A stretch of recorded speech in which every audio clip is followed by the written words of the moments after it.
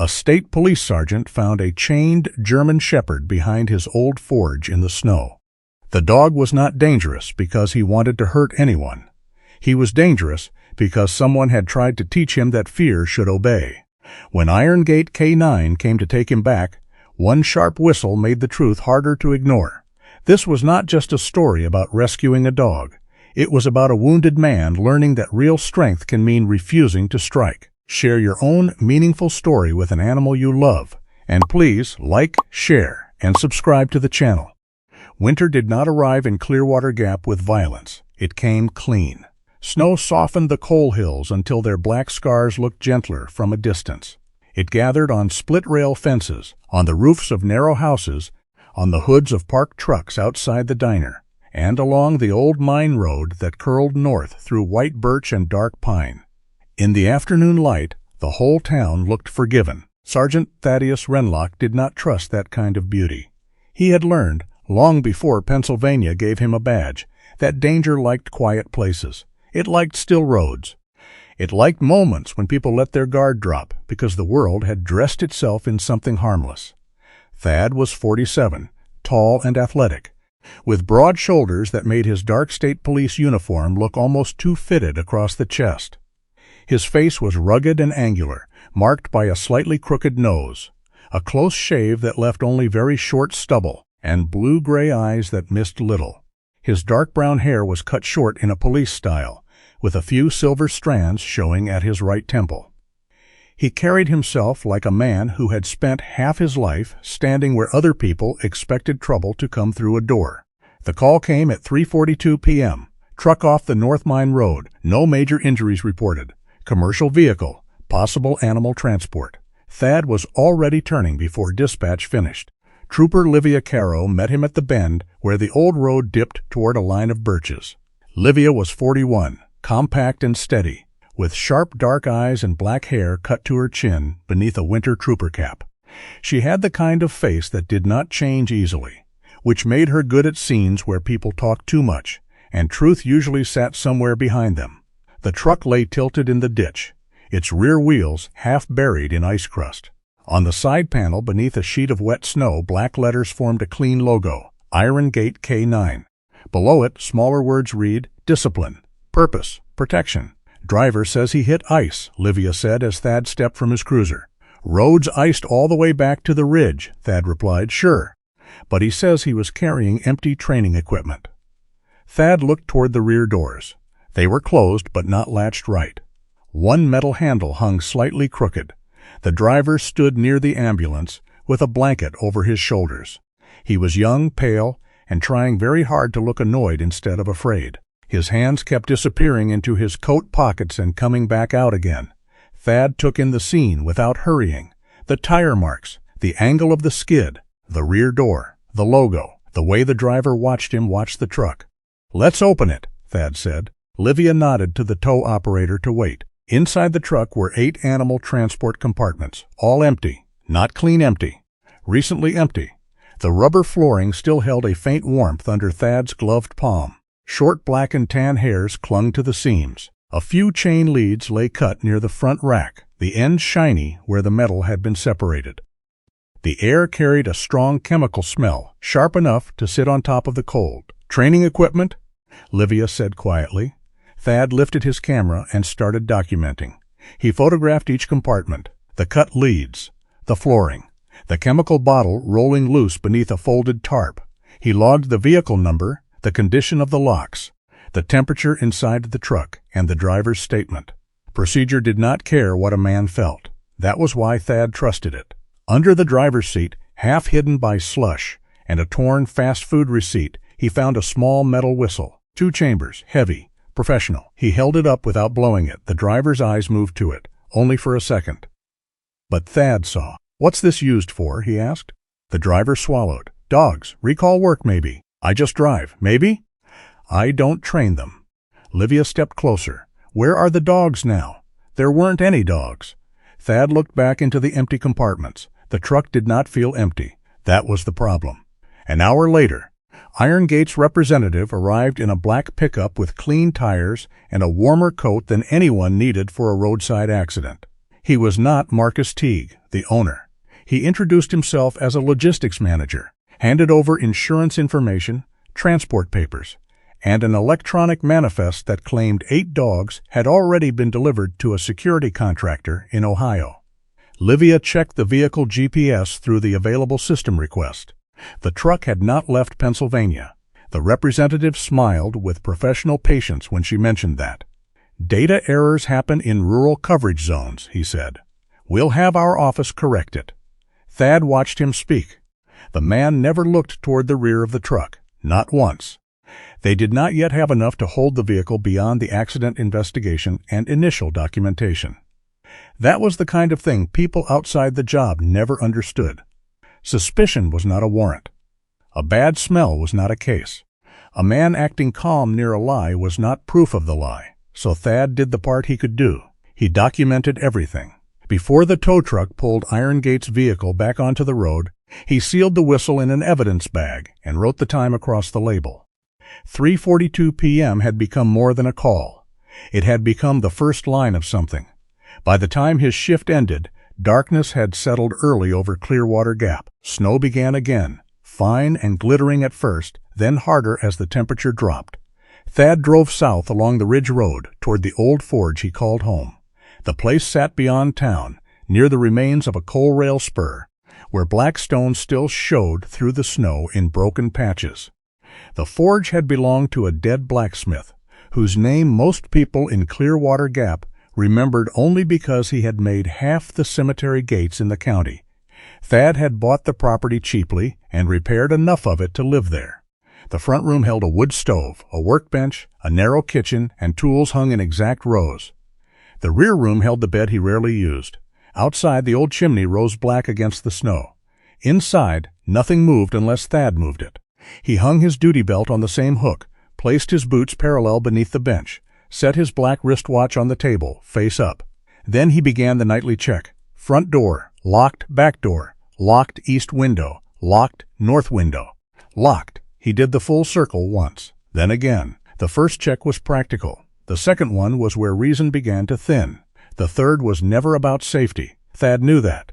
Dr. Maris Grafton had once told him rituals could become cages when the mind mistook repetition for control. He had stopped seeing her 6 months ago. He reached for the front door to begin the third round.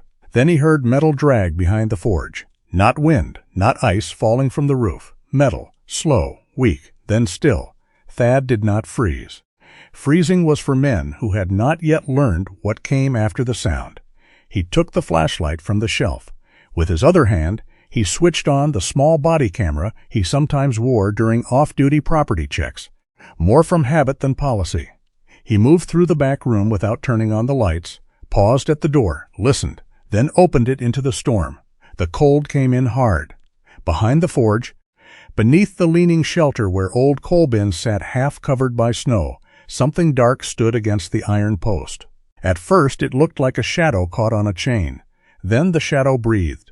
A German shepherd stood there, low to the ground, head forward, body stiff with exhaustion. He was male, full-grown, strong beneath the thinness. His coat was black and tan, but the black ran deep across his back and shoulders, so dark it seemed to drink the blue-white light of the storm.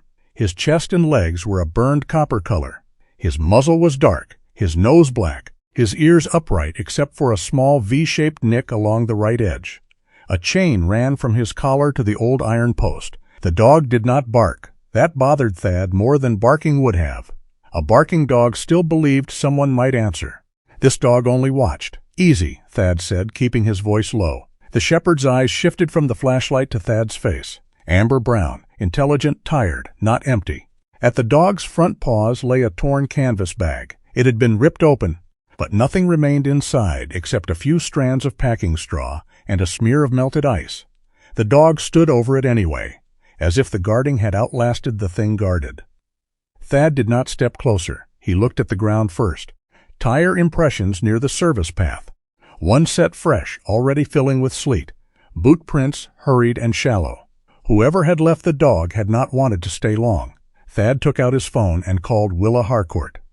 She answered on the fourth ring, her voice rough with winter and too many after-hours calls. "Tell me this isn't another deer in somebody's basement." Adult male German Shepherd chained behind my forge, Thad said. Underweight. Old collar injuries visible. Fresh vehicle tracks. No owner present. Willa was quiet for half a second. Then her voice changed. Don't cut him loose yet. I know. Record everything. Chain, collar, tracks, dog's condition, your distance from him. Don't crowd him. Don't make promises with your hands if your feet are still moving. That sounded like Willa. Practical enough to be kind. Thad filmed the chain, the post, the ground, the dog's posture, the torn bag. He narrated what he saw without adding what he felt. The shepherd watched every movement. When Thad shifted left, the dog shifted too, placing his body between Thad and the torn bag. Still guarding, still loyal to an absence. By the time Willa's county truck arrived, sleet had hardened into small bright pellets that clicked off the metal roof of the shelter.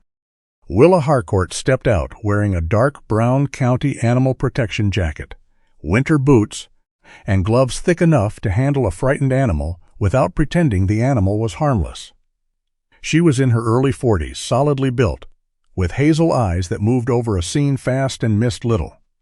She looked at the dog, then at the tracks, then at Thad. Yours? She asked. Found him like this. Figured. He's too smart to choose your hospitality voluntarily. Thad almost smiled. Almost. Willa crouched, not close, just lower. Hey, boy. The shepherd's ears moved, but he did not come forward. Willa scanned the collar from a distance first, then moved only when the dog allowed the space.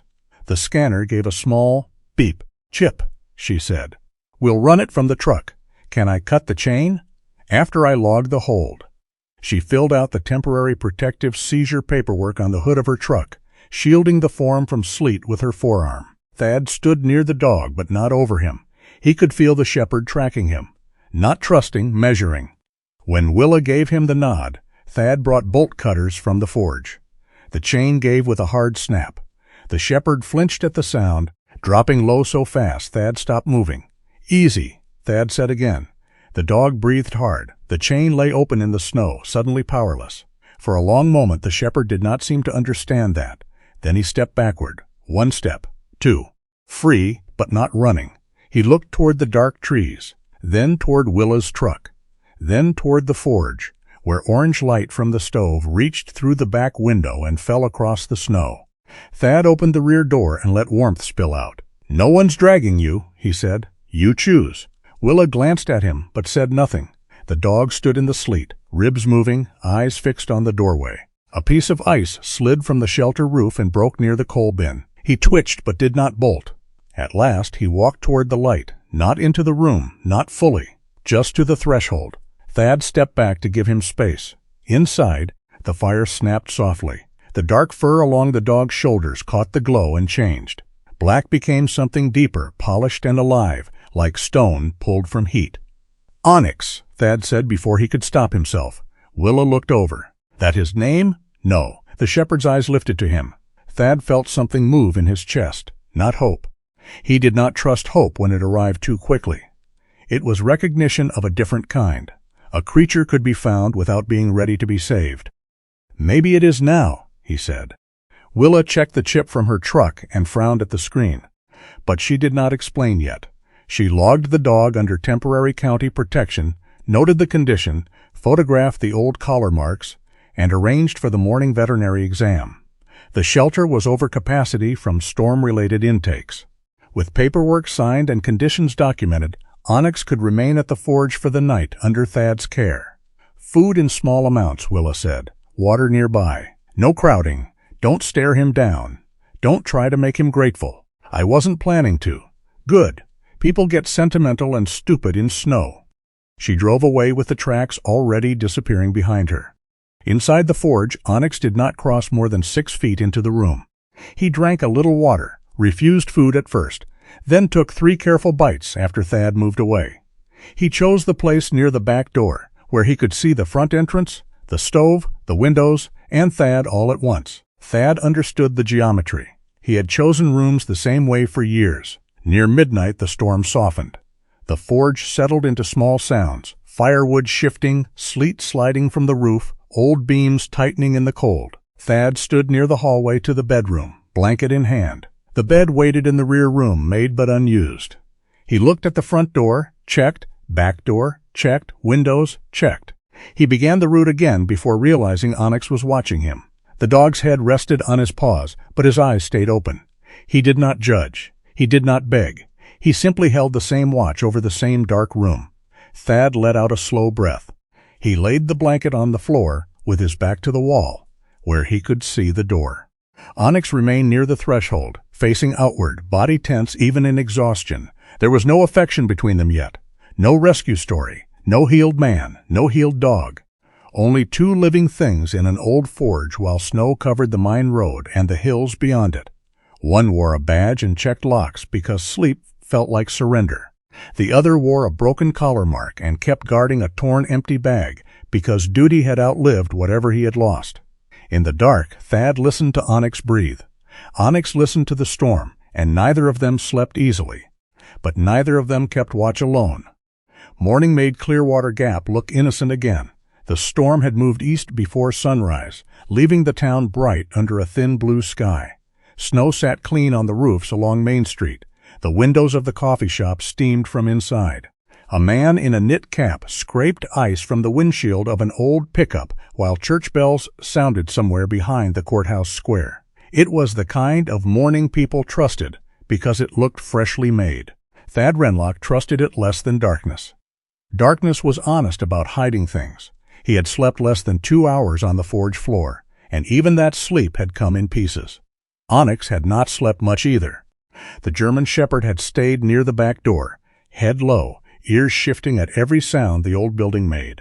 Once near dawn, Thad opened his eyes and found the dog watching the windows in the same order he did.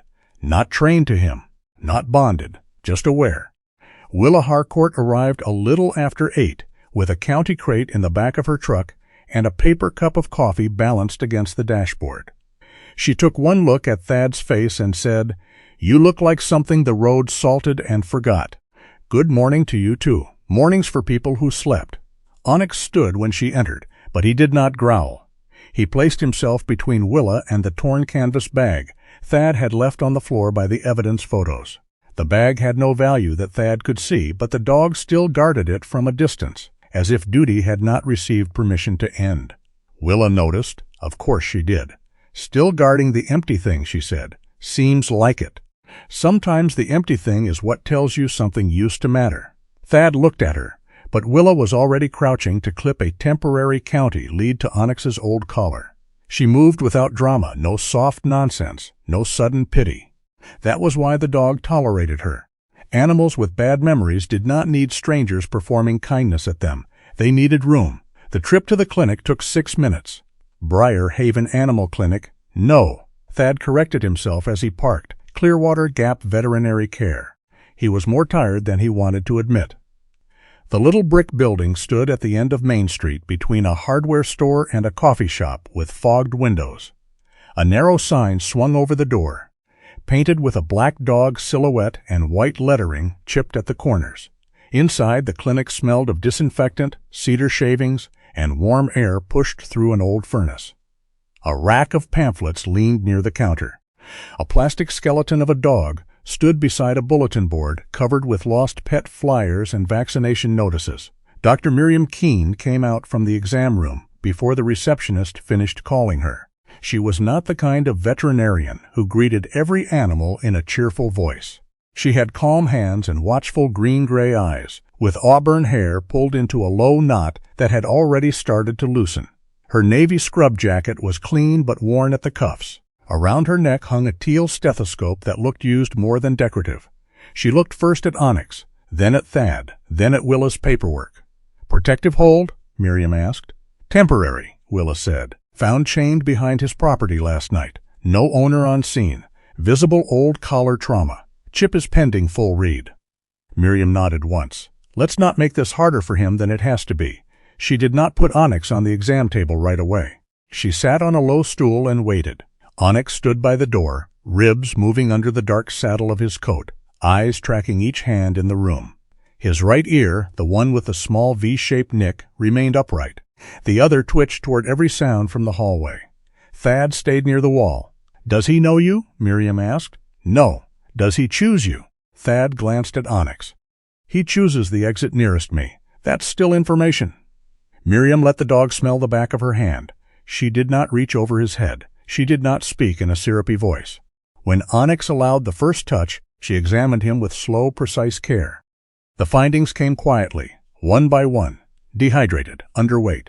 Old pressure marks around the neck, collusing at the shoulders, 2 nails broken in the past, and healed wrong. No immediate sign of uncontrolled aggression. Thad listened without changing expression. He had spent years learning how to hold his face still while information rearranged something inside him. Miriam ran her fingers lightly beneath the old collar and stopped. Not long, just enough. This wasn't from one bad night, she said. Willa wrote it down. Onyx turned his head toward the clinic door when someone laughed outside on the sidewalk. He did not pull. He simply moved 1 step left, placing his body between Thad and the sound. Miriam watched that movement closely. He's not trying to start anything, she said. He's positioning. For what? For pressure, access, threat maybe, or what he thinks might become threat. Thad looked down at the dog. Onyx's body was tense, but his mouth was closed, his eyes clear. He looked nothing like the dangerous animal Iron Gate might claim. He looked like a soldier at a door no one had told him he could leave. Willa scanned the microchip again after the exam. The small device beeped. The number came back attached to Iron Gate K9. Not a name, a code, IGK-17. Miriam read it twice, then checked the registry information on her tablet. Registered to Iron Gate. No updated adoption record. No current veterinary release attached. Transfer history incomplete. Convenient, Willa muttered. Convenient usually means expensive later, Miriam said. They discussed options in the small consultation room, while Onyx rested on the floor with his side against the wall. The county animal shelter was over capacity from storm intakes. 2 kennels had lost heat the night before. Moving Onyx there, Miriam said, might worsen his stress response and risk injury if he panicked inside a confined run. Willa made the decision, not Thad. That mattered. Onyx would remain under county protective care, temporarily housed at Thad's forge as an approved placement. Thad would keep logs. Food, water, medication, behavior, sleep, any contact from Iron Gate. Miriam would recheck him within 48 hours. Willa would document the hold and notify the relevant parties. Thad signed where Willa pointed. He did not feel relieved. Relief was for people who believed paperwork could stop a determined man. By late afternoon, that man came to the forge. Marcus Teague arrived in a dark green pickup that looked too clean for the roads. He stepped out slowly, as if every movement had been rehearsed somewhere warmer. He was in his early 50s, broad through the shoulders but thickened at the waist, with neatly combed dark blonde hair, brushed back from a face that knew how to look reasonable. His quilted jacket carried the Iron Gate logo over the heart. His boots were clean. His smile was practiced enough to be useful. A woman in a black coat climbed down from the passenger side carrying a leather folder. Attorney, Thad guessed. She did not introduce herself until Marcus wanted her to. Marcus looked past Thad toward the forge door. Sergeant Wrenlock, he said. I'm Marcus Teague. I own Iron Gate K9. I believe you have one of my dogs. Thad stood on the porch in his dark uniform pants, thermal shirt, and slate-gray winter jacket. His duty belt was not on him. His badge was clipped where it needed to be. His hand stayed visible. County has a temporary protective hold, he said. You'll want to speak with Willa Harcourt. Marcus's smile thinned a fraction. I intend to. But I thought we could handle this like adults first. We are. The attorney opened the folder and removed a letter. She had copper-brown hair cut sharply at her chin, and a voice polished smooth by offices where people argued without raising volume. This is a formal demand for return of property, she said. Iron Gate K9 maintains lawful ownership of the animal identified as IGK-17. Your refusal to release him may result in civil action, an internal complaint, and a request for emergency court intervention. Thad accepted the paper. He read enough to understand the shape of it. 48 hours, return of asset, interference, value, liability, not order, pressure. Marcus watched him read. That dog has specialized training. He's not a pet you found under a porch. No one said he was a pet. He can become unstable in the wrong hands. Thad folded the letter once and held it at his side. Then it's good he's under veterinary supervision and county documentation. For the first time, Marcus stopped smiling. A dog shifted inside the forge. Onyx stood just beyond the doorway, half hidden in shadow. The fire behind him put a dull copper shine along his chest and legs. He was not pulling toward Marcus. Not eager, not welcoming. He stood still, head level, eyes fixed. Marcus's face changed before he could stop it. Not surprise, possession. "There he is," Marcus said softly. Onyx did not move. Marcus took one step toward the porch. Thad did not move either. "Stay there." The attorney turned slightly. "Sergeant, County Protective Hold," Thad said. "No unsupervised contact." Marcus raised both hands in an easy show of cooperation. "I'm not here to make trouble." The man behind him ruined that sentence. He had been standing near the pickup, younger than Marcus, wearing an iron gate field jacket and holding a small metal whistle between two fingers. Maybe he meant to test the dog. Maybe it was habit. Maybe Marcus had brought him because people like Marcus rarely did anything by accident. The whistle sounded once. 2 notes, short, cold, cutting through the winter air like a wire pulled tight. Onyx dropped. Not down in obedience. Down as if the floor had vanished beneath him. His body hit low, legs folding, ears flattening, breath turning sharp. His eyes moved wildly toward the porch steps, the truck, the open room, the line of trees. Thad saw the dog searching for the safest impossible place. Then Onyx crawled forward, not away from Marcus, toward Thad. He placed himself between Thad and the porch edge, shaking so hard the old collar tag clicked against his throat. Marcus did not look concerned. He looked interested. That was the moment Thad understood. The letter was not the most dangerous thing Marcus had brought to the forge. Thad lowered his hand slowly, palm open near his thigh. He did not touch Onyx, did not say good boy, did not turn the dog's fear into performance. "Enough," he said. The younger handler lowered the whistle. Marcus glanced back at him, and something passed between them too quickly to name. Thad saw it anyway. "All further contact goes through Willa Harcourt," he said. His voice was quiet enough that the attorney leaned in to hear it. "Copy Captain Deacon Rusk and the county office. Do not come onto this property again without notice." Marcus's smile returned, but it had lost warmth. 48 hours, Sergeant." "No," Thad said. 48 hours is what your letter wants. It is not what the law ordered." Marcus held his eyes for a long second. Then he turned back to his truck. After they drove away, Onyx remained pressed low against the porch boards. Thad waited until the dog's breathing slowed before calling Miriam. She listened without interrupting. "That reaction," Thad said. "It wasn't aggression." "No," Miriam replied. "That sounds like a conditioned fear response." "To the whistle?" "To whatever followed the whistle often enough for his body to remember before his mind had a choice." Thad looked at Onyx through the open doorway. The dog was still facing the road long after the truck had gone. "What do I do?" "Nothing dramatic," Miriam said. "Quiet logs, water, food in small amounts. Don't test the sound. Don't try to prove he's brave. Fear doesn't heal because somebody demands a demonstration." That night, Thad wrote everything down. 5:40 p.m., Iron Gate arrived. 5:43 p.m., formal demand letter received. 5:46 p.m., whistle sounded by unidentified Iron Gate employee. 5:46 p.m., Onyx dropped, tremors visible, moved between me and porch. He did not write what he felt when Onyx chose to shake in front of him rather than hide behind him. He did not know how to make that fit in a log. Outside, wind dragged loose snow across the yard. The forge glowed low and amber. Onyx ate half the food Miriam had approved, then drank and returned to the back door. He did not sleep with his back turned, not yet. Thad prepared for bed the way he always did. Front door, back door, east window, north window, one full round, then a second.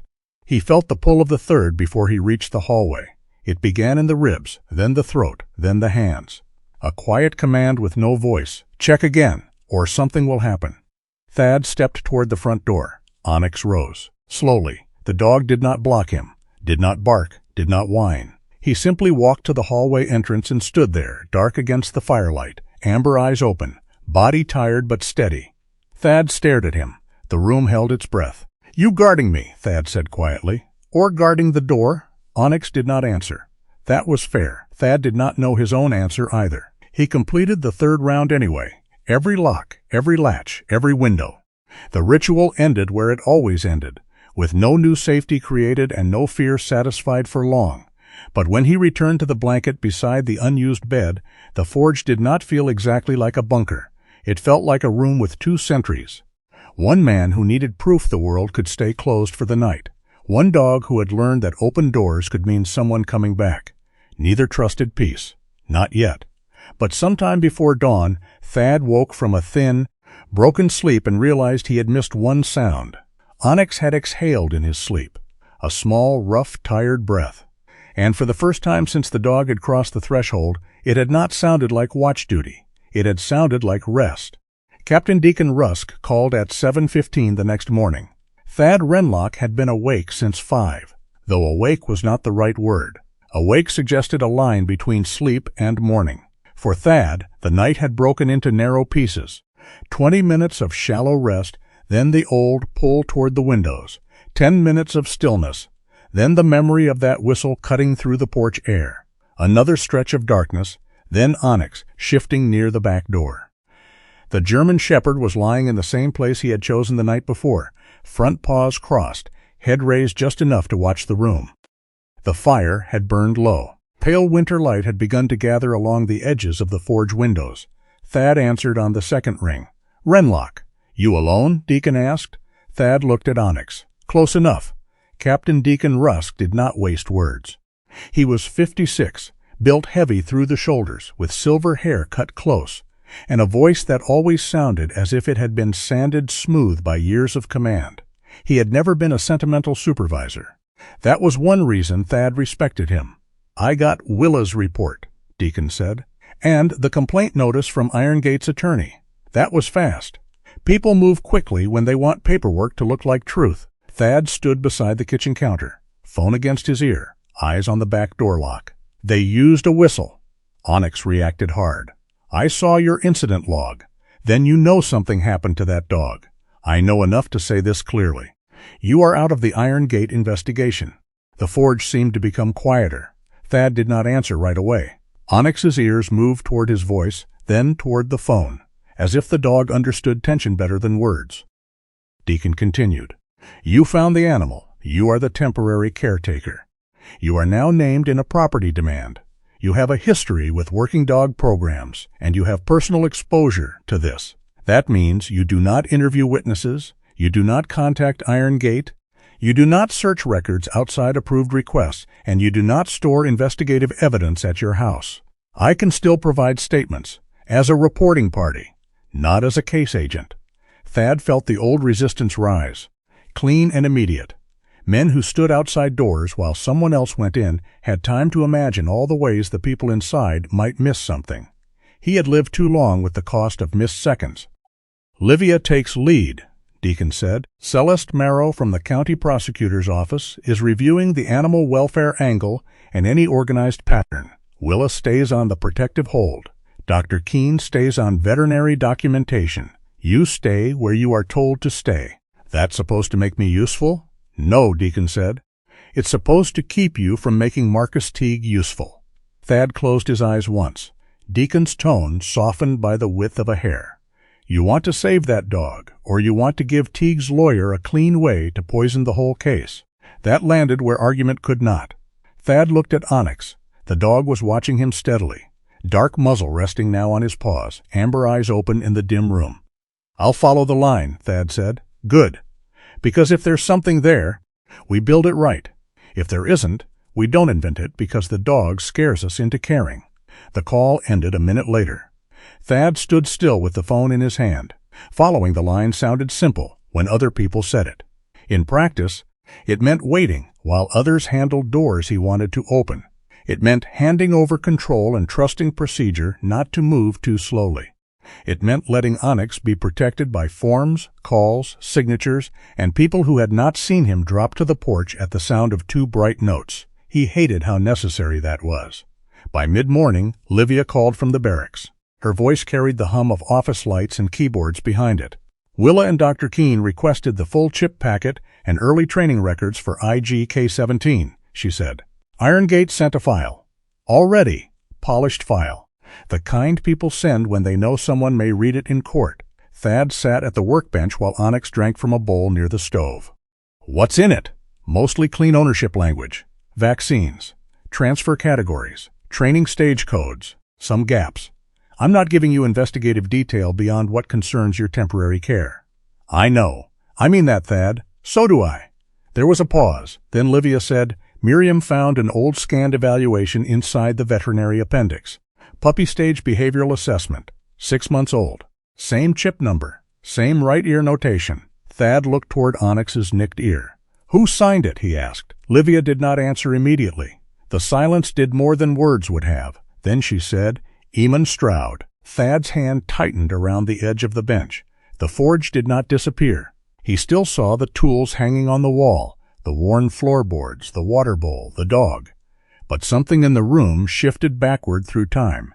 Eamon Stroud, Master Sergeant, K-9 instructor, retired Army before he ever became a civilian consultant. A man with a low voice, blunt hands, and the infuriating patience of someone who could wait out fear without needing to dominate it. Eamon had been the first person after the Rangers who did not tell Thad to get over anything. He had handed him a leash and said, Don't pull. Just because you're scared he won't follow. At the time, Thad had thought Eamon meant the dog. Years later, he was less sure. Thad, Livia said, I'm here. I'm forwarding the portion you're allowed to receive. It's relevant to your caretaker notes and identity verification. Do not go digging beyond it. I won't. You will want to. Yes, at least you're honest. The file arrived 10 minutes later. Thad opened it on his laptop, with Onyx lying several feet away. The document was a low-resolution scan, edges gray, handwriting cramped in the margins. At the top was the chip number. Beneath it, IGK-17. Male, German Shepherd, approx 6 months, right ear notch. High environmental awareness, strong inhibition, responds better to hand release than verbal pressure. Then the signature, Eamon R. Stroud, not printed, written. The old man's handwriting had always leaned slightly forward, impatient with the line it was forced to follow. Thad stared at it until the black letters blurred. Onyx rose without sound and came halfway across the floor. He stopped before touching Thad, as if some invisible rule held him back. His body remained tense, but his eyes searched Thad's face. Thad closed the laptop. No, he said quietly, though he did not know what he was refusing. Not grief, not memory, not the sudden shape of a connection he had not asked for. Maybe he was refusing the easy version. The version where the dog became a message, where the dead man's signature turned suffering into fate, where Thad could pretend the world had placed Onyx at his forge because he deserved a chance to fix something. He had seen men build religion out of coincidence in worse places than Pennsylvania. Still, his hands were not steady. That afternoon he drove to a neighboring town called Wrenlock, 20 miles west, where the snow thinned along the highway and farm supply signs stood taller than church steeples. He went only after Livia cleared the contact as personal, not investigative. Greta Stroud was not a witness to Iron Gate's current operations. She was Eamon's sister, and the records in her possession belonged to the family. Greta ran Stroud Feed and Tack from a long wooden building with a red metal roof and hay stacked under the front awning. She was 61, short and sturdy, with silver hair cut blunt at her jaw and pale eyes that looked at a person as if excuses had never impressed her. She wore a brown canvas jacket over an oatmeal sweater, jeans tucked into old boots, and reading glasses on a cord around her neck. When Thad stepped inside, a bell rang above the door. Greta looked up from weighing seed. She did not smile. Thaddeus Wrenlock, she said. Greta, you got older. So did you. I earned it. That almost made him smile. The store smelled of grain, leather, cold wood, and machine oil. A radio played weather updates near the counter. Outside the windows, winter sun hit the snow so brightly, the whole road looked washed in milk. Greta closed the register drawer. You came about my brother, and a dog he evaluated. I figured. Livia Caro called to make sure you weren't coming here wearing a badge on the inside of your skull. That sounds like Livia. It sounded like a woman trying to keep you from doing something stupid. That also sounds like Livia. Greta led him into a back office where metal filing cabinets lined one wall. No shrine waited there, no candles, no framed heroic portrait. Just boxes, invoices, a cracked mug full of pens, and an old tin case sitting on a shelf. She pulled it down with both hands. Eamon kept duplicates of training notes, she said, not because he distrusted everyone, because he distrusted systems that forgot why they started. She opened the tin. Inside were folders labeled by year, dog, program, and facility. Greta found the one marked K-17 without asking Thad to help. Her fingers were rough but careful when they touched the paper. "He called him Cinder," she said. Thad looked down. There was a photograph clipped to the first page. A younger German Shepherd pup, dark-coated and alert, standing beside Eamon's boot in a gravel yard. The pup had 2 large ears, one already showing the small notch along the right edge. His eyes were fixed not on the camera, but on Eamon's hand hanging open at his side. "Not registered," Greta said. "Just what Eamon called him." Said the coat looked like coal after rain. Thad swallowed. "Onyx has that same look." "Onyx?" "What I named him." Greta glanced at him. "Good. Don't give him a dead man's name unless the dog asks for it." Thad did not know how to answer that. He read Eamon's notes in silence. K-17 watches human breathing. K-17 avoids unnecessary bite engagement. K-17 places body between handler stress source and handler. Do not punish hesitation without reading cause. Strong stop response with open palm release. Responds to calm voice. Escalates under forced correction. Then one line set apart from the rest. Do not make this dog's restraint into a defect. Thad read it once, then again. In later Iron Gate summaries, the same quality had been translated into colder language. Insufficient forward aggression. Questionable high-pressure suitability. Reduced suppression drive. Greta watched him from the other side of the desk. "My brother liked dogs that could think before they acted," she said. "Made him unpopular with men who wanted obedience to look simple. Marcus Teague worked with him, briefly. Before Eamon died, Marcus had charm then, money talk, big plans, programs for veterans, security contracts, rescue partnerships. Eamon said the place could do good if the right people kept their hands on the wheel. And after he died, Greta closed the folder slowly. The wheel doesn't keep itself straight." Thad looked at the photograph again. Cinder, IGK-17, Onyx. 3 names laid over one living animal, like people arguing about who had the right to define him. "I should known Eamon worked there," Thad said. Greta's eyes sharpened. "Why? I trained under him." "And did he report his grocery list to you too?" Thad looked up. "You don't get to make every unknown thing into a failure," she said. "That's not grief. That's vanity wearing grief's coat." The words were hard enough to sting because they were not cruel. Thad looked away first. Greta's voice lowered. "Are you protecting that dog because Eamon touched his file, or because the dog needs protection? Both can be true. They can, but one of them can poison the other if you let it." The office heater clicked on. Warm air moved paper edges on the desk. Greta pushed the copied notes toward him. "Take these. Copies only. Livia gets a set too. If that dog is still the one my brother saw, then he doesn't need a man trying to settle accounts through him." Thad placed the folder in both hands, the way a person took something breakable. "He needs someone who can see him," Greta said. "Not who he reminds you of." The drive back to Clearwater Gap was quiet. The sky had turned pale gold over the snowfields, and the black lines of leafless trees ran beside the road like ink. Thad kept both hands on the wheel. Greta's question sat in the passenger seat heavier than the folder. He had wanted the connection to mean something clean. Eamon had trained Onyx. Eamon had trained him. Therefore the dog belonged in his care. Therefore the fear in his chest had a purpose. Therefore the past had made a circle instead of a wound. But circles could become cages, too. At the forge, Onyx lifted his head when Thad came in. The dog did not rush him. He simply watched, measuring the room, the folder, the shift in Thad's breathing. Thad set the copies on the workbench and took off his coat. For a long moment he stood near the stove and looked at the dog. "Cinder," he said softly. Onyx's ears moved. No more than that. The name floated in the room like smoke from another life. It belonged to a pup in a photograph, to gravel under Eamon's boots, to a version of this dog that had not yet learned to lower himself at the sound of a whistle. Thad felt the temptation in it. A dead man's name for a living wound.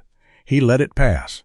"Onyx," he said. The dog raised his head fully, not fast, not dramatic, but clearly. His amber eyes met Thad's across the room, and for the first time since the chain had fallen into the snow, the name did not sound like something Thad had given him. It sounded like something the dog might one day choose to keep.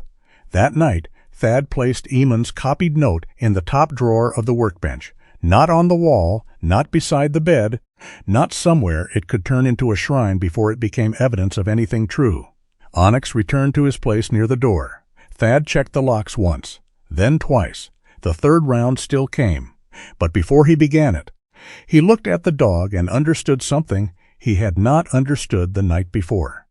Onyx was not guarding an empty bag anymore, and Thad, if he was careful, might learn not to guard an empty version of himself. Tobin Sayer did not call the barracks from his own phone. He called from a prepaid cell with a weak signal, standing somewhere loud enough that Livia Caro had to ask him twice to repeat himself. There was clatter in the background, a furnace hum, voices passing close, and the thin panic of a man trying to sound calm while checking over his shoulder. "I don't want to go to the station," he said. Livia's voice stayed level. "Then you don't get to decide the terms alone. I know things. People who say that usually do. I mean about K-17. That changed the room around Livia. Thad could hear it even through the phone later, when she briefed him on what he was allowed to know. K-17 was not a name to Tobin. It was a code, and men only used codes that quickly when they had spent too long in a place that preferred animals without names. The meeting was arranged at the Iron Skillet, a roadside diner near the county line, where truckers stopped for coffee and fried potatoes before pushing west. It was busy enough to give Tobin cover, public enough to keep him from feeling cornered, and ordinary enough not to invite attention. Livia allowed Thad to attend because Tobin had asked for him by name, but she made the rules clear before they walked in. You sit where I tell you. You say less than you want to. You do not take anything from him. You do not promise him protection, immunity, money, forgiveness, or absolution. I wasn't planning on absolution.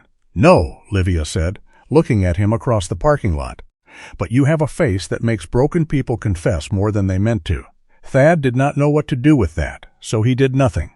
The diner windows were fogged along the edges. Inside, the air smelled of coffee, hot grease, wet wool, and road salt.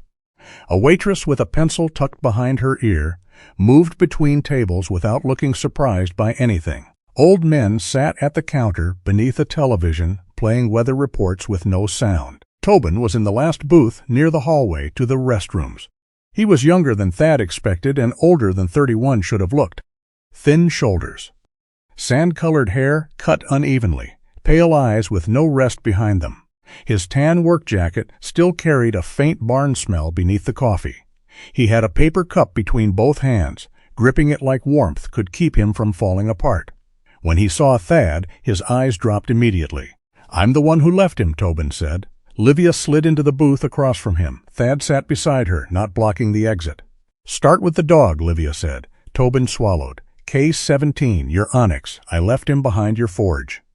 Thad felt the words move through him without surprise. Some part of him had already known Onyx had not chosen that place by accident. "Why my forge?" he asked. Livia glanced at him, but let the question stand. Tobin reached into his jacket slowly. Livia's hand moved just enough to warn him. "Photo," he said quickly. "Just a photo." He placed it on the table. It was old, slightly bent, printed from a scan. A training yard. Snow along a fence. Eamon Stroud standing beside a younger Thad in uniform from years ago, both of them facing a line of working dogs. Thad remembered the day badly and clearly at the same time. Eamon had made him hold a leash loose until his fingers stopped trying to command fear through tension. "I found that in a file cabinet at Iron Gate," Tobin said. "There was a puppy stage report, too. Eamon Stroud.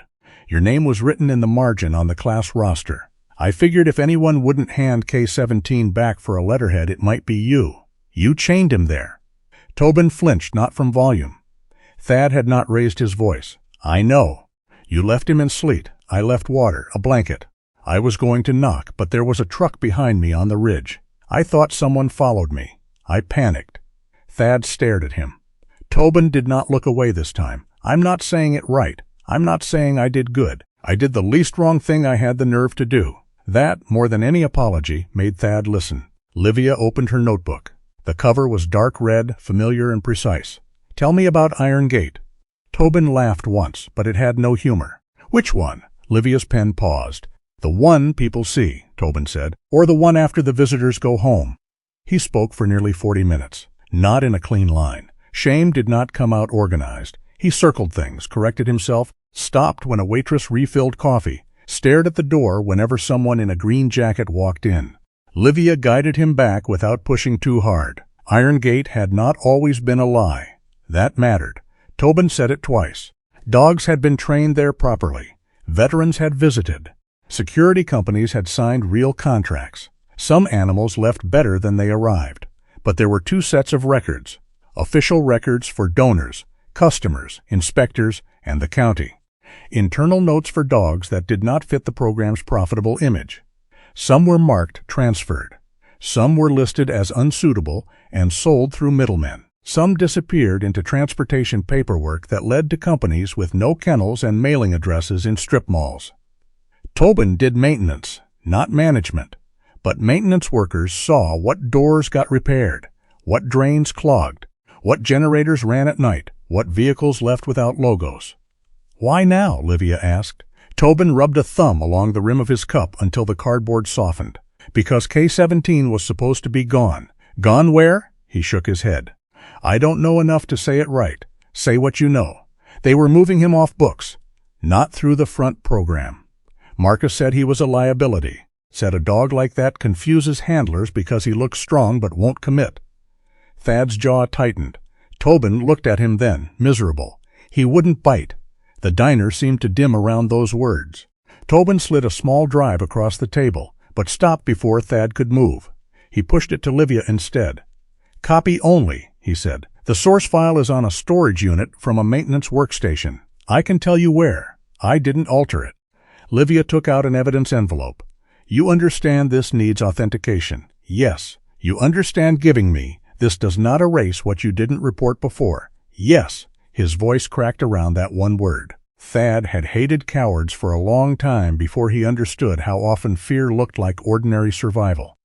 Tobin had a sick father, a job he could not afford to lose, and a conscience that had spent months negotiating with itself until one chained dog made negotiation impossible.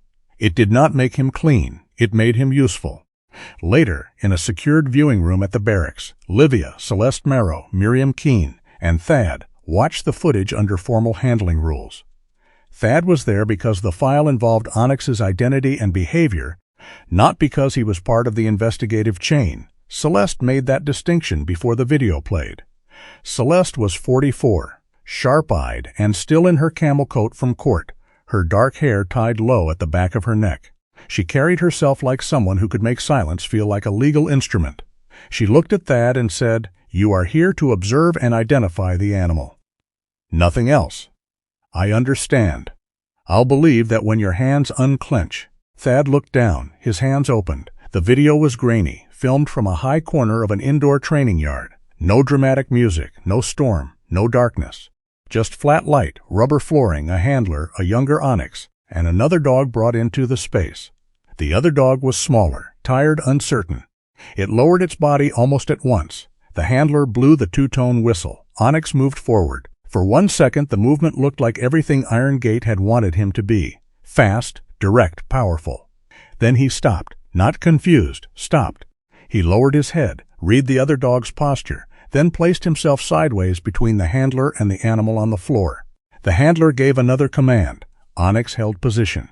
The handler stepped closer. Onyx did not retreat, did not strike, did not perform the violence being asked of him.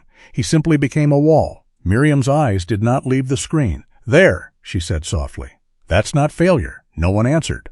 On the video, the handler's body language sharpened.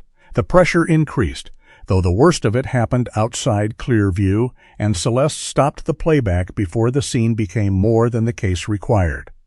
The room did not need details. The meaning was plain enough. Onyx had been punished for refusing to become simpler. Miriam leaned back, face pale with controlled anger. "He has strong inhibition, very strong. He's reading the other dog's signals. That dog was not presenting as a threat." Onyx knew it. "Can a dog know that?" Celeste asked. "Not morally. Not the way we mean it," Miriam said. "But socially, behaviorally, yes. Some dogs read pressure and posture better than people do. He was trained early not to engage unless engagement was necessary. Someone tried to overwrite that." "Eamon," Thad said quietly. Miriam looked at him. The foundation in him, yes. Celeste wrote something down, and Iron Gate's later summary calls that same response insufficient aggression. It calls restraint a defect, Miriam said. Thad looked at the paused frame. Onyx stood in the center of the yard, younger and stronger, body turned sideways, head low, refusing the command without leaving the space. It would have been easier for him to run, easier to obey, easier to become what the room wanted. Instead, he had held a line no one had taught Marcus Teague to respect. By evening, Marcus struck back without stepping near the forge. It began as a post on a local community page, then a comment thread, then a short statement from Iron Gate's public account. A valuable working dog had been unlawfully withheld. A decorated state police sergeant was emotionally compromised. Iron Gate had served veterans and families for years. The truth should not be buried under one man's personal attachment. By sundown, people at the diner had opinions. By 8, Felix Armitage had posted a photo of himself with an old therapy dog wearing an Iron Gate patch. Thad read it at the workbench while Onyx slept near the stove. Felix's words were careful and wounded. Iron Gate helped me when I was not sure I wanted another morning. Be careful before you tear down something that saved people. Thad did not hate him for it. That made it worse. Good done in one room could hide harm done in another. That did not make the good imaginary. It made the truth harder to carry. Miriam came by the forge the next afternoon with a small speaker, printed instructions, and a warning. "We are not curing him," she said. "We are giving him a choice point." The work began with the sound almost too low to hear. A short recording of the whistle, volume reduced until it was more suggestion than signal. The back door stayed open. Onyx had a clear path away. Thad sat on the floor, not facing him directly, one hand resting palm open near his knee. The first time, Onyx stood and moved to the corner. They stopped. The second time, he trembled but stayed upright. They stopped. The third time, he looked at Thad's hand. That was enough for the day. Several evenings passed like that, measured in small mercies. No pushing, no brave speeches, no demanding the dog prove recovery for human comfort. Thad logged each session because Willa required it, but also because records kept hope from becoming fantasy. On the fourth night, the whistle sound played softly from the speaker. Onyx shook. So did Thad, not because of the whistle, not exactly. The thin metallic note slipped under his skin and became another sound. A radio clipped with static, gravel striking metal. Someone shouting through dust, a command arriving too late to save everyone. His breath shortened before he could stop it. Across the room, Onyx lowered himself, eyes wide. 2 bodies, 2 histories, 1 small sound. Thad forced his hand open, palm down, low, not a command. An invitation. He did not say Cinder. He did not say heel. He said Onyx. The dog took 1 step, stopped. Thad stayed still, every muscle arguing with him. Onyx took another step. When he reached Thad, he did not press against him like a miracle. He stood close enough that their shadows touched on the floorboards. His body still trembled. Thad's breath still came unevenly. Nothing was fixed. But both of them remained in the room. Miriam, standing near the kitchen doorway, said nothing. She only reached over and turned off the speaker. The silence that followed was not peace. Not yet. It was simply the first silence after a sound that had failed to own them completely. Thad lowered his hand another inch. Onyx leaned his nose toward it, not touching at first, then brushing the knuckles with one brief breath. Thad did not move. For a few seconds the forge held them there, the man who had survived by checking every exit, the dog who had survived by refusing one command too many, and the winter pressing softly against the windows. Neither healed the other. That would have been too easy. But both had chosen the present, while the past was still calling. And for that night, choice was enough. Celeste Marrow did not raise her voice. When she told Thad the video was not enough, that almost made it worse. They were in a small conference room at the barracks, the blinds half drawn against the hard white glare of late afternoon snow. Livia sat at the far end of the table with her red notebook open. Willa Harcourt leaned against the wall, arms folded, county jacket still dusted with salt from the roads. Dr. Miriam Keene had come straight from the clinic, her auburn hair pinned badly now, her teal stethoscope tucked into the side pocket of her coat. Thad sat with his hands flat on the table. Celeste stood near the screen, where the paused image of Onyx remained frozen. younger, stronger, turned sideways between a handler and another dog. "It matters," Celeste said. "Tobin's statement matters. The manifest from the truck matters. The whistle response matters. The missing transfer records matter. But if we go for the rear property, Marcus will argue old footage, disgruntled employee, administrative error, and one emotionally involved trooper." "One emotionally involved sergeant," Thad said. Celeste looked at him. "That correction does not help you." Livia closed her notebook with one finger marking the page. "We need current action, threatening a witness, attempting to retrieve the dog outside court process, destruction of records, active concealment.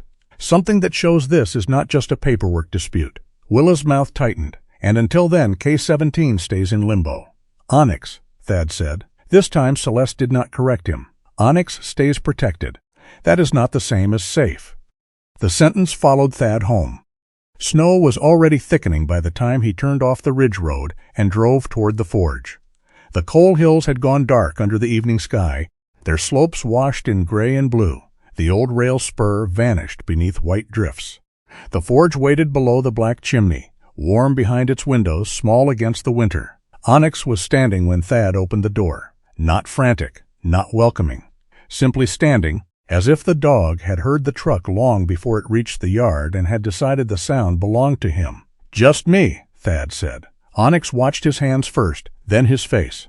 Thad hung his coat, checked the county tag on the dog's temporary collar, and filled the water bowl.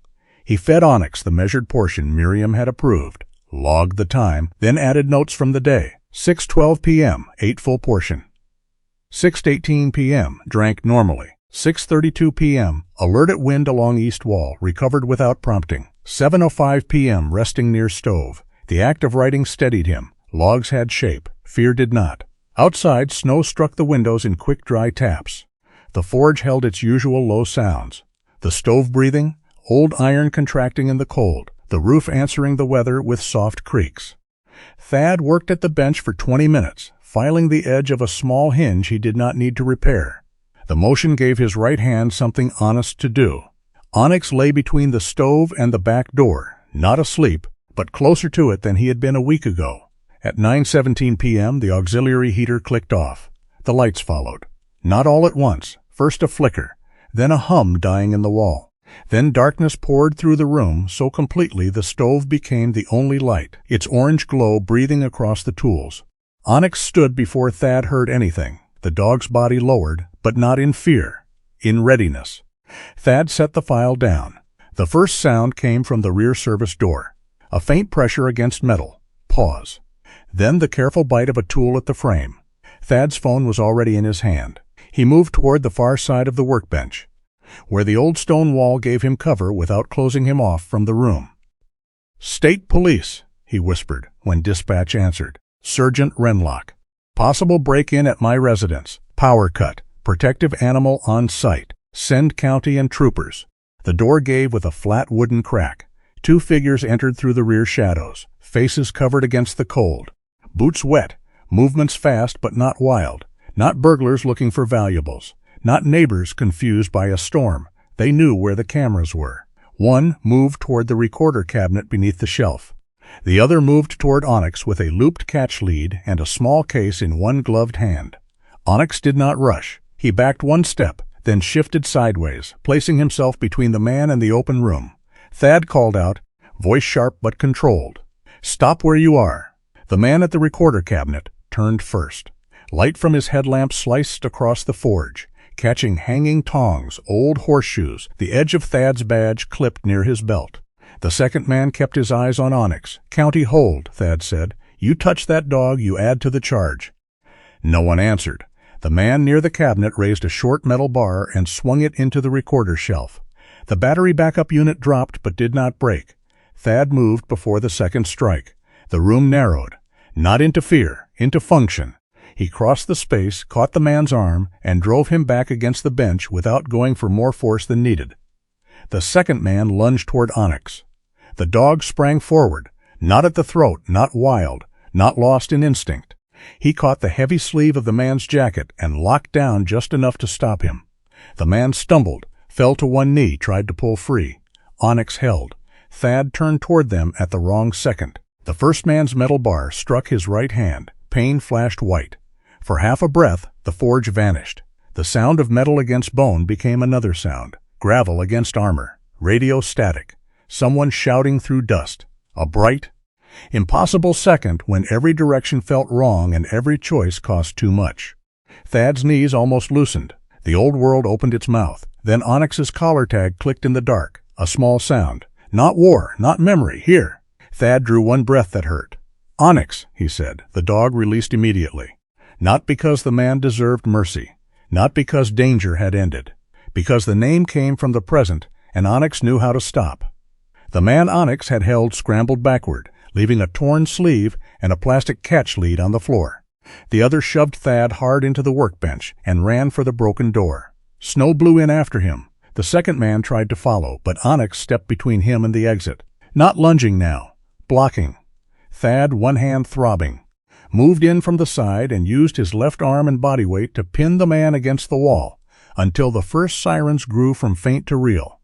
When Livia arrived, she entered with 2 troopers and the kind of calm that had edges. "Clear?" she called. "One fled," Thad said, "one detained. Dog secure. My hand needs a look." Livia's eyes flicked to his hand, then to Onyx, then to the man on the floor. "You always make paperwork dramatic. Not my preference. Could have fooled me." Willa arrived 5 minutes later, boots skidding in the snow outside before she came through the back door and went straight to Onyx. She did not touch him until he looked at her. Miriam arrived soon after with a medical bag.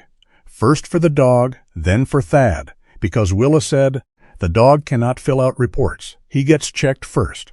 Onyx had no visible injury. His breathing was fast, but he responded to Thad's voice and Willa's handling. Miriam gave the smallest nod of relief. Thad's right hand was swelling badly. "Hospital," Miriam said. "It's a hand you use for most of your life."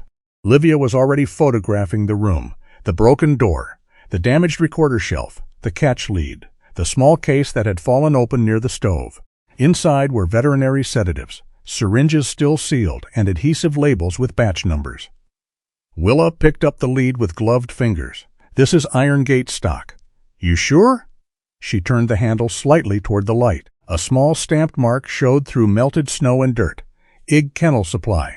The detained man carried a burner phone, a key ring with a maintenance vehicle tag, and a folded note wet at the edges. Livia did not read it aloud until it had been photographed in place. Retrieve K-17 before second medical review. Do not engage Wrenlock longer than necessary. Disable cameras. No signature, no name. But men who believed they were careful often confused hidden authorship with hidden meaning. By midnight, Thad sat in the emergency room with his right hand wrapped and aching, a discharge sheet on his lap, and Livia standing near the curtain. Her face was unreadable, which usually meant she was angry for professional reasons. Traffic camera picked up a vehicle, leaving the Iron Gate access road 40 minutes before the break-in. She said, "Partial plate matches the maintenance tag on the key ring. The phone hit a tower near Iron Gate multiple times this week. Celeste is already awake." "Of course she is." Batch numbers on the sedatives traced to a veterinary supply order through a company tied to Iron Gate. "Willa is verifying the procurement record." Thad looked at his bandaged hand. "Enough? For emergency warrant review? Maybe. With the truck manifest, Tobin, the video, the demand letter, the attempted recovery, the camera tampering, the supplies, yes, it gives Celeste a real path." "Good." Livia studied him. "You are not on the entry team." "I know. I need you to know it before Deacon says it louder." Thad did not answer. At 1:08 a.m., Captain Deacon Rusk called. Thad took the call outside the ER entrance, under a yellow light where snow fell through the dark like ash made clean. "You're alive?" Deacon asked. "Yes." "Dog? Checked? Stable? Hand? Wrapped? Pride?" Thad looked out toward the parking lot. "Pending review." Deacon exhaled. It might have been a laugh if he were another man. "Celeste is drafting. Livia moves when the warrant clears. You do not. They came into my home. I know. They came for him. I know that too." Thad's voice lowered. "Then you know why I should be there." "No," Deacon said. "I know exactly why you shouldn't." The line went quiet for a beat. Then Deacon added, "You want to stand in the formation because you're angry, or you want the case to survive Marcus Teague's lawyer." Thad closed his eyes. The answer had not changed since the conference room. He hated that. "I'll stay out," he said. "Good. Let the case be stronger than your wound." By the time Thad returned to the forge, the rear door had been temporarily boarded, the recorder cabinet sealed, and Livia had taken everything that belonged in evidence. Willa had stayed with Onyx until Thad came back. The dog sat at the bedroom doorway, refusing the blanket near the stove, refusing sleep until the man he had chosen to watch returned. Willa looked from the dog to Thad. "He's been like that for an hour." Thad's throat tightened. "Thanks for staying. Don't make me regret it by doing anything noble and stupid. I'm getting a lot of that tonight. Then maybe listen once." After she left, the forge became quiet again, but it was no longer the same quiet. The broken rear door wore new plywood. The air still held a trace of cold from where the storm had entered. Onyx followed Thad to the bedroom and stopped at the threshold. Thad stood with a folded blanket in his left hand. The floor beside the hallway was where he usually slept after nights like this, close to the exit, back to the wall, no room for surprise. He started to spread the blanket there, then stopped. Onyx watched him. Thad looked at the bed. He was not ready for it, not fully. The idea of lying above floor level, farther from the door, with pain in his right hand and wind pressing at the boarded rear entrance, made his chest tighten. So he compromised with the part of himself that had survived, and the part that wanted to start living again. He dragged the blanket into the bedroom and laid it on the floor beside the bed. Not outside in the hall, not at the door. Inside the room, Onyx stepped in after him and settled across the threshold, facing the boarded rear of the house. Thad lowered himself carefully, hand pulsing, body tired past sleep. For a long while, he stared at the edge of the bed above him. It was not a victory anyone else would notice. But after years of building his life around the expectation of impact, moving 6 feet farther from the door felt almost reckless. Outside, sirens were gone. The snow kept falling. Somewhere beyond the ridge, Livia and Celeste were preparing to open the gate Marcus had tried so hard to keep closed. Thad did not get to be part of that. For once, he let that be the point. He closed his eyes with Onyx breathing at the threshold, and though sleep came broken, it came inside the bedroom. By morning, the storm had turned the world white enough to make lies look clean. Iron Gate K9 sat beyond the north ridge, with its fences buried to the lower rails, its training yards smooth under snow, and its main sign standing proud beside the plowed drive. Iron Gate K9 Discipline, Purpose, Protection. The words had never looked colder to Thad Wrenlock. He was not part of the entry team. Captain Deacon Rusk had made that clear twice before dawn, and once more over the phone while Thad stood in the forge with his right hand wrapped, watching Willa Harcourt secure Onyx in the back of her heated county vehicle. "You are there because Willa is moving the dog before the road's close," Deacon had said. "You are there because Onyx remains under county protection. You are not there to search, question, direct, confront, or satisfy your temper.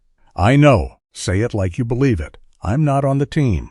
That is closer." So Thad stood at the temporary command point outside Iron Gate's main gate, while Livia Caro led the search with the warrant in hand.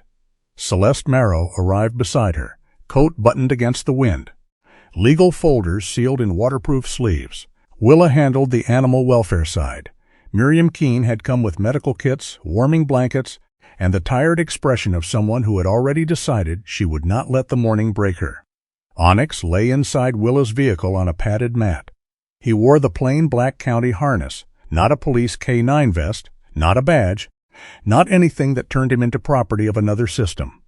The tag on the side read Temp Hold Canty Protection. Thad stood near the rear door, close enough for Onyx to see him through the glass. Not touching, just present. The first surprise was how good Iron Gate looked. The public kennel building was spotless. Heated runs, fresh water bowls, clean bedding, dogs watching from behind secure gates, alert but not frantic. Training certificates lined the office hallway. Photos showed families, security handlers, veterans, smiling donors, and dogs sitting nobly beside people who looked like they had needed something to believe in. Marcus Teague stood in the reception office, wearing a gray field coat over a dark sweater, silver at his temples neat as ever. He did not look like a man being cornered. He looked like a man receiving inspectors he had expected. Celeste, read the warrant." Marcus listened politely. When she finished, he said, "Of course. Iron Gate has nothing to hide." Livia's face did not change. Then this should go smoothly. Marcus glanced past the office window toward the command vehicles outside. For a moment, his eyes found Thad. He smiled. Not triumphantly, worse, sadly. As if Thad were the problem everyone else would eventually understand. "This is what I meant," Marcus said to Celeste. "One unstable man finds one unstable dog, and suddenly a program that helped hundreds becomes a target." Celeste did not look up from the paperwork. "We are not here for your opinion of Sergeant Wrenlock." "No," Marcus said. "You are here because of it." Thad heard that later from Livia, but somehow he knew the shape of it before anyone told him. Marcus was not going to run. Running was for guilty men in simple stories. Marcus believed in documents, donors, history, polished language. He would stand in the cleanest room and make everyone else look unreasonable for noticing the locked door behind it. The search began at the front. Files were boxed, computers imaged, medication logs copied, kennel cards photographed. Every drawer had a label. Every invoice had a folder. Iron Gate was prepared for ordinary suspicion. At the rear of the property, the old coal wash building waited under a layer of snow and weather stains. It sat beyond the newer kennels, half hidden by pines, its corrugated walls gray with age. According to the property map, it was unused storage leased through a separate holding company. Marcus said that twice. "Unused," he told Celeste. "Storage," he told Livia. "Separate entity," he told anyone with a pen. The key taken from the intruder at Thad's forge did not open the main door. It did not open the side door. It did not open the padlock on the equipment cage. The technical team searched the building once, then again. Broken crates, old fencing, training cones, rusted wash equipment from when coal still moved through the ridge. No hidden room, no sound except wind. The storm grew heavier. Snow struck sideways now, rattling against metal walls and piling fast along the edges of the old service road. Then the lights flickered across Iron Gate's main building. The power went out. A moment later, the backup generator failed to catch. Inside Willa's vehicle, Onyx lifted his head. Thad saw it immediately. The dog had been resting, not asleep, his ears loose for the first time that morning. Now his body tightened. Not the full collapse from the whistle, not the low panic from Marcus's porch visit. This was different. Listening. Miriam came out of the wash building with her hood pulled tight. She stopped near Livia and held up one gloved hand. "Wait," she said. Everyone stilled. There was nothing at first, only wind and snow moving against steel. Then faintly, from somewhere under or behind the building, came a thin sound. Not loud enough to be barking, not steady enough to be machinery. A small, broken thread of animal fear carried through the old pipes. Miriam's face changed. "Dogs," she said. Marcus's voice came sharp behind them. "There are no dogs in that structure." Livia turned toward him. "Then you will not mind us finding the sound." The search intensified, but the building gave up nothing easily. The maps did not match the walls. The floor had been patched in too many places. A drain line disappeared behind a rusted panel and reappeared nowhere it should have. The technical team brought in a thermal scanner, but the old concrete and drifting snow confused the reading. Then a man in an Iron Gate jacket broke from the far side of the property and ran toward the mine road. He did not get far. 2 troopers stopped him near a snowbank. When they searched his coat, a small metal whistle fell from the pocket, hit the concrete pad beside the wash building, and released one bright 2-note sound. Inside the county vehicle, Onyx dropped low. Thad opened the rear door but did not reach in. "Onyx," he said, quiet beneath the wind. The German shepherd's breath came fast. His eyes widened. His front paws pressed into the mat. The sound had found the old room inside him. Thad lowered his left hand, palm open, the way Amon's notes had described. No pull, no command, no demand to be brave. The dog stared at his hand. For several seconds, the storm moved around them and no one else existed. Then Onyx turned his head, not toward the man who had run, toward the coal wash building, toward the rear drain line half buried in snow. Willa saw it. Miriam saw it. Livia saw it too. And because Livia trusted procedure more than drama, she did not turn it into a miracle. She turned it into a question. "Dr. Keene," she said, "is he stable enough to move a short distance?" Miriam watched Onyx carefully. "If nobody forces him, loose lead, Open path. Stop if he escalates. Willa? He is not being deployed as a police dog, Willa said. He is indicating orientation under county supervision. That is all. Livia looked toward the tactical lead. Area secure? Suspect contained. No visible weapons. Rear approach checked. Only then did she look at Thad. You walk him to the edge of the safe zone. No farther unless I tell you. If I say stop, you stop. Thad nodded. Onyx stepped down into the snow.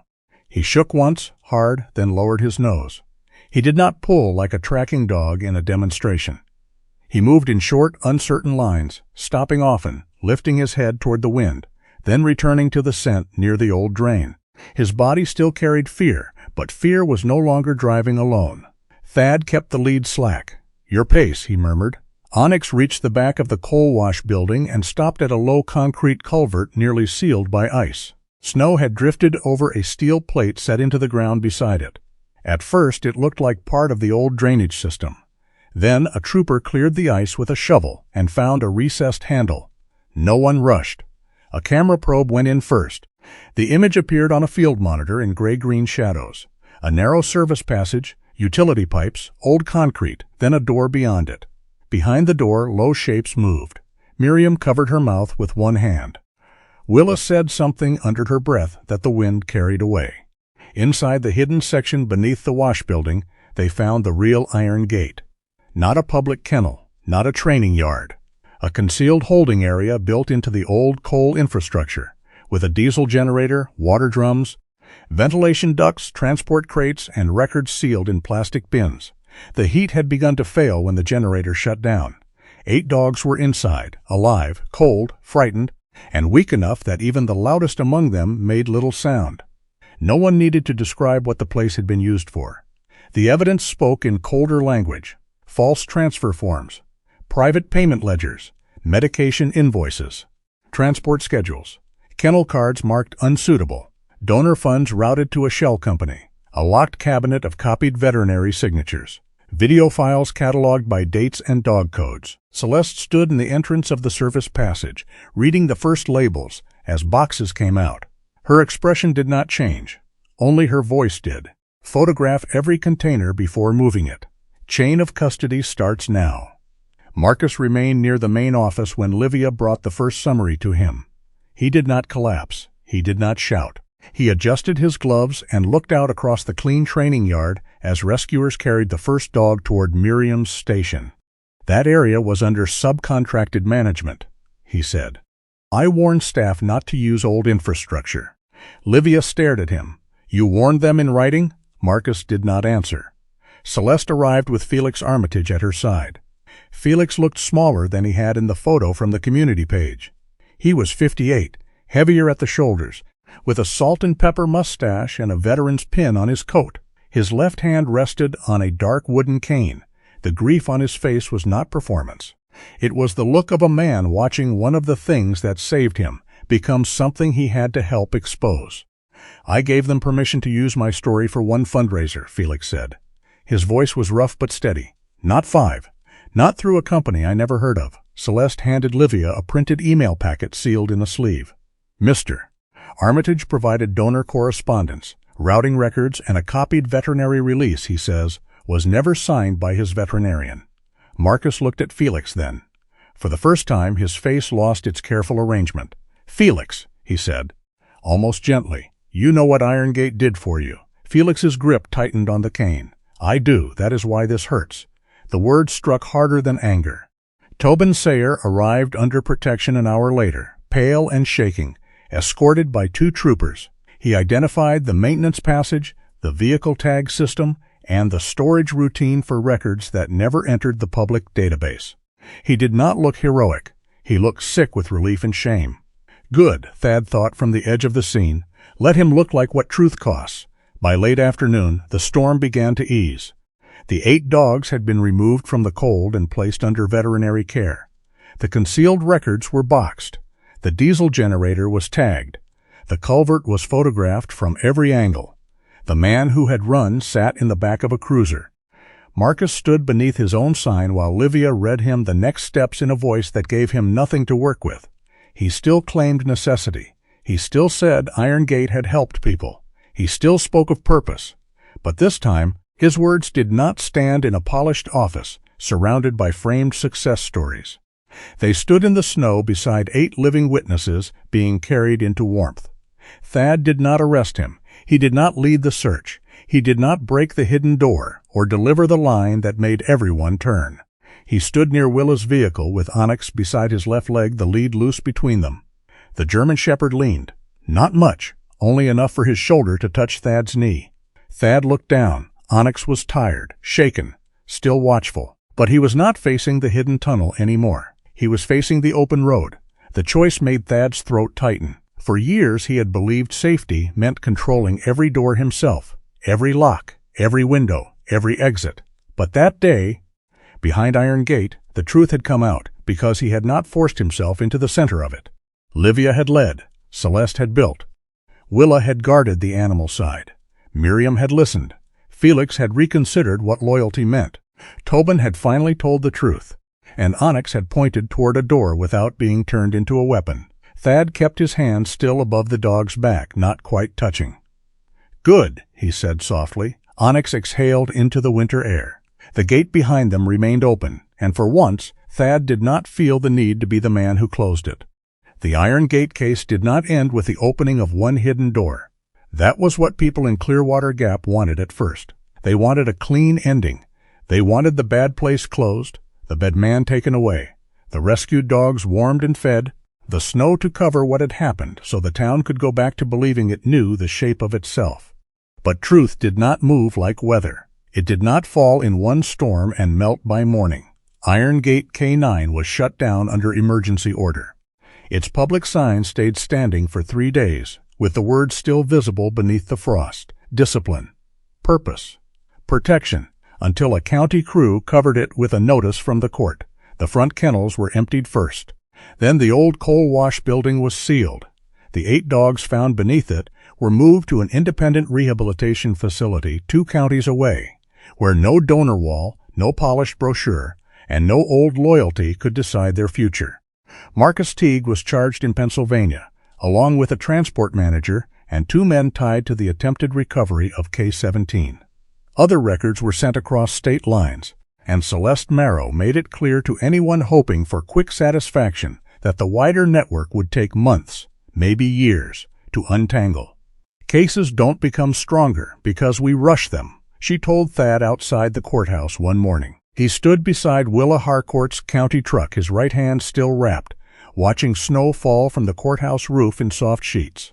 "I know," he said. Celeste gave him a look. "You know you don't like. That also true." For the first time since the search, she almost smiled. Tobin Sayer gave his statement under protection. He did not look like a hero when he walked into the hearing room.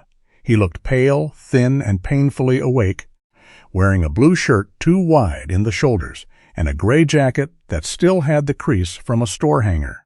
His hands shook when he swore to tell the truth. He admitted what he had seen. He admitted what he had ignored. He admitted he had waited until one dog became impossible to forget. No one applauded him. No one should have.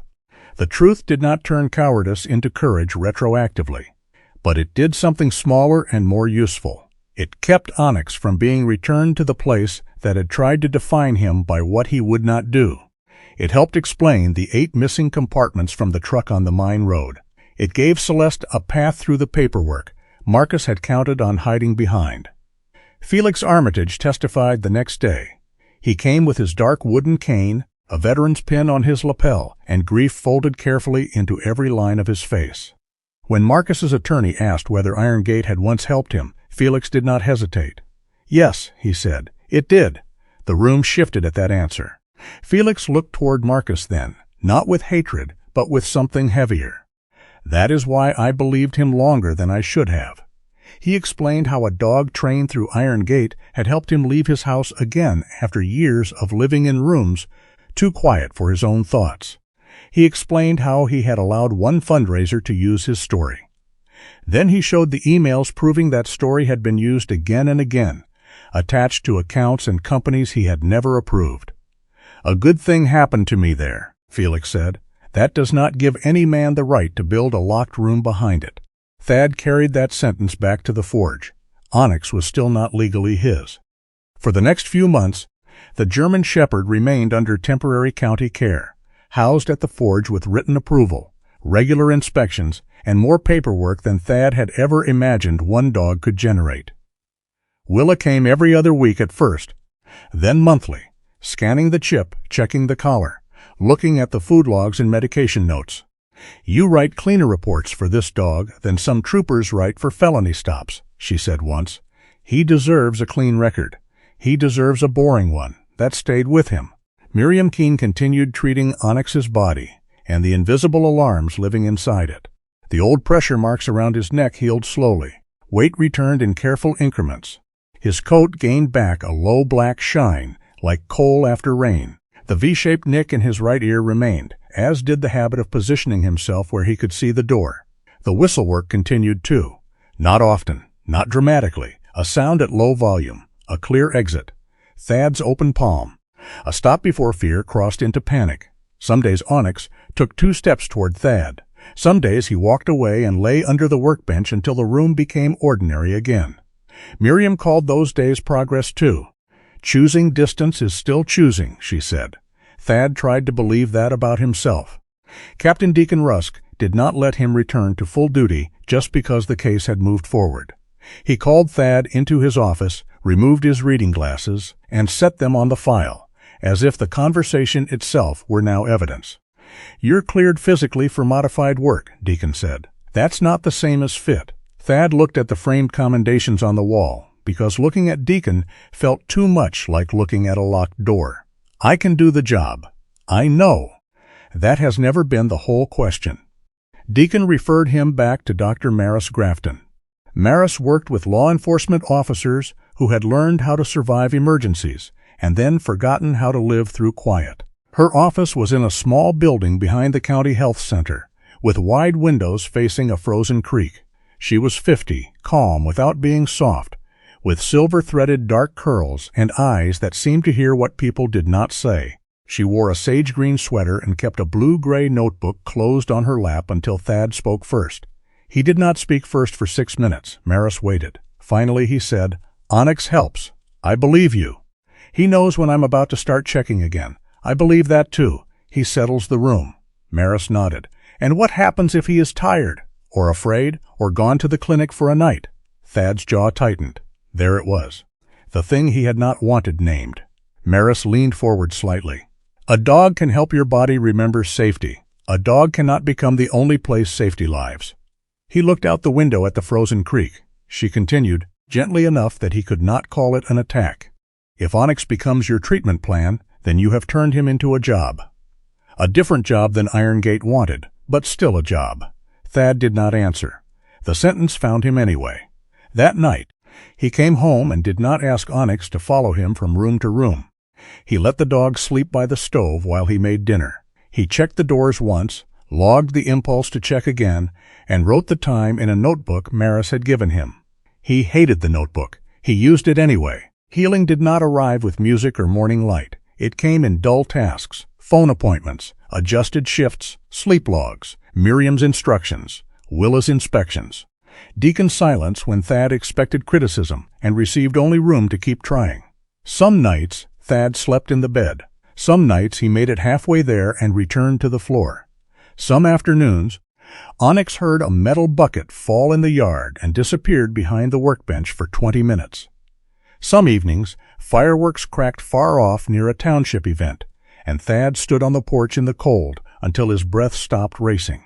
Neither of them became simple. That, Thad began to understand, was the mercy. At the guardianship hearing in early March, snow still rimmed the courthouse steps, but sunlight had started carrying a warmer edge. The hearing room was plain. Wood benches, county seal, a clerk who spoke in a tired voice, Willa with a folder thick enough to be used as a doorstop. Iron Gate's ownership claim did not survive the record. The court acknowledged the protective seizure, the veterinary findings, the incomplete transfer history, the criminal case, and the emergency closure of the facility. Onyx was transferred first to an independent animal welfare organization. Then, after a home review, behavioral assessment, and Willa's final recommendation, Thad was allowed to adopt him. The document was shorter than the months it represented. Animal ID, IGK-17. Willa crossed through the line in the copy she handed Thad and wrote the new registration beneath it. Onyx Wrenlock. Thad stared at the name longer than he meant to. Willa's voice softened. "He's yours now." Thad looked at Onyx lying beside the bench in his plain black collar, eyes half closed but ears still listening. "No," he said quietly. "He's not a thing I own." Willa studied him, then nodded. "Good answer. Legally inconvenient, but good." Later, someone from the state K-9 unit suggested Onyx might be evaluated for limited work after recovery. The offer was respectful, not cruel. Onyx had control, intelligence, strength, and a steadiness that had already saved more than one day from going worse. Thad declined. "He's done enough work for people," he said. No speech followed, no dramatic silence. Just a choice, written on a form, filed in a cabinet, made real by being ordinary. By late winter, the forge no longer looked abandoned from the road. It did not look new either. The old chimney still leaned a little.